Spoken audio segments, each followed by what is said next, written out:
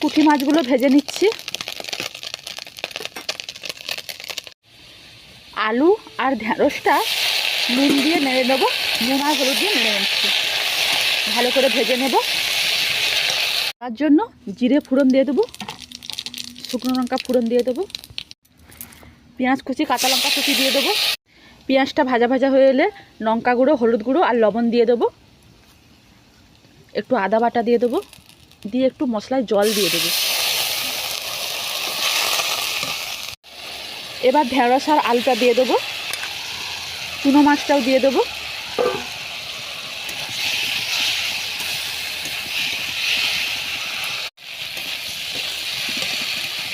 এবার জল দিয়ে দেবো।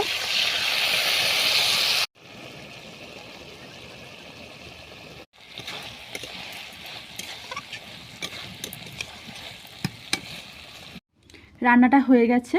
ঢেঁড়স তো তোমরা অনেকভাবে খেয়ে দেখেছো, এইভাবে একবার করে খাবে, খুব দারুণ লাগে।